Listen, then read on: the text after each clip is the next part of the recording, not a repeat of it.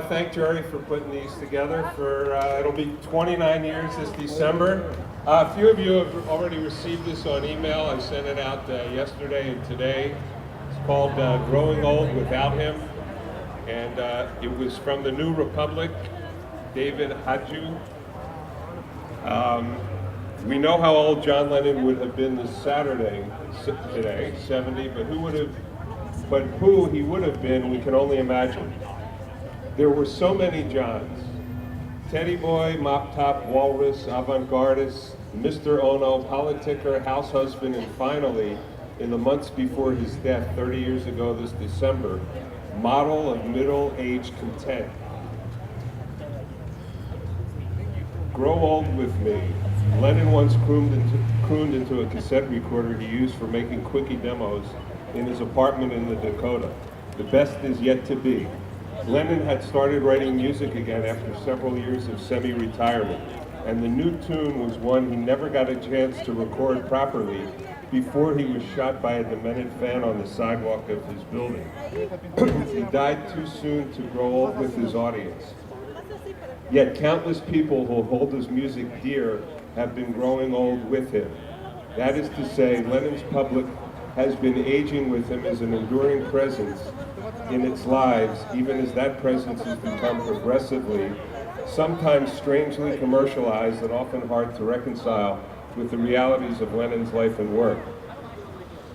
Since the mid-60s, when Lennon began having the Beatles' mop-top cheeriness with some sober ruminations, such as "In My Life,"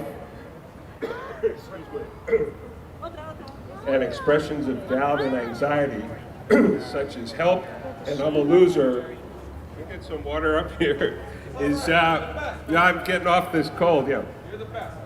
His music was precociously mature, reflective and self-critical. Many of his songs had the point of view of adulthood, made palatable to teen fans through the incongruous bounciness of the Beatles' music.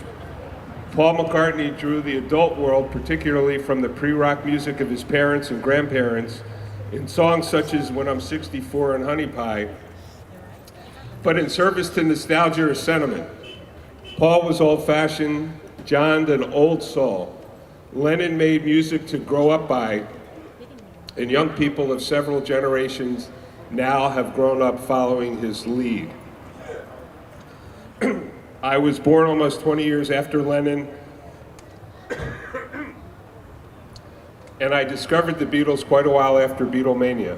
Still, like my own children who came to the Beatles more than a decade after Lennon's death, I derived from John's Beatles songs a sense that adulthood was neither an ideal of lovey-dovey bliss or a joke, the dual message of Paul's tunes. He didn't have to knock Paul, but something complicated and forbidding, but within my capacity to grasp and maybe even bear.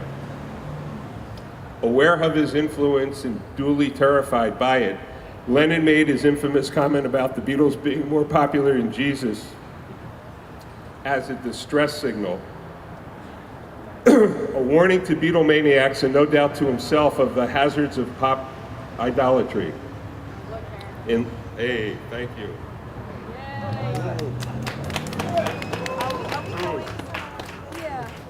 Thank you. Man, much better. A warning to Beatlemaniacs and no doubt to himself of the hazard. Yeah, we went through that. Okay.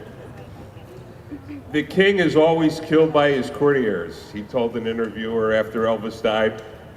The king is overfed, overdrugged, overindulged, anything to keep the king tied to his throne. Most people in that position never wake up. Lennon, in his savviness and cynicism, understood how the celebrity culture carries risk of early death, literal death, creative death, or death of the spirit. At the same time, it glamorizes the death. The biggest prize is when you die, a really big one for dying in public, he said in the Playboy interview he did a few months before he died. Okay, those are the things we are not interested in doing. He never wanted a death cult nor a cult in life. Lennon wanted to live like the rest of us, very much like the rest of us, or more precisely, how they imagine non-celebrities to be living. Come together is the message of John Lennon. I want to thank Jerry Rubin for allowing us to come together for John Lennon. Yeah. Today and every time he does this, and again on December 8th. My name is Michael Culhane. I just moved here from Massachusetts with my wife Amy, and you guys, by coming together, all made me feel welcome at these gatherings for George and John and the other lads. So let's come together, all together.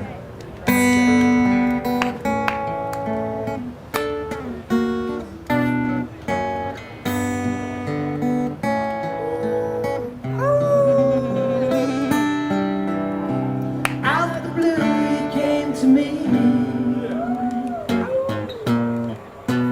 blew away life's misery. Out the blue, life's energy. Out the blue, you came to me. So long ago. Was it in a dream? Good question. Was it just a dream? Sing it! I know, yes I know. It seems so very real. It seems so real to me. To go walk down the street through the heat-whispered trees. Heat, indeed. I thought I could hear.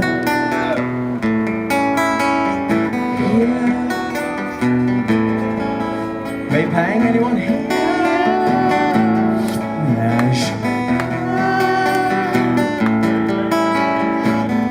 Someone call out my name as it started to rain. Two spirits dancing so strange.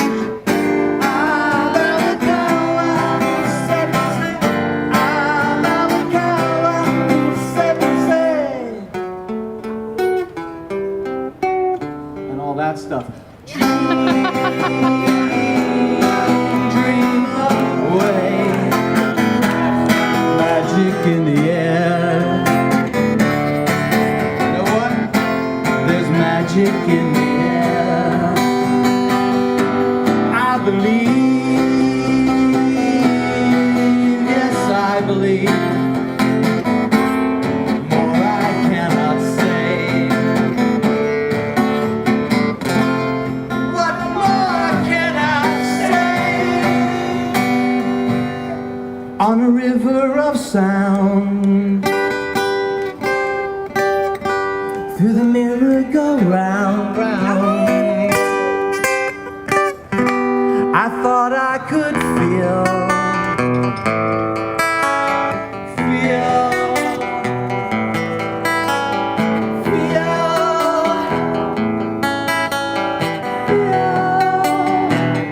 you feel it? Music touching my soul. Something warm, something cold. Dance was unfolding.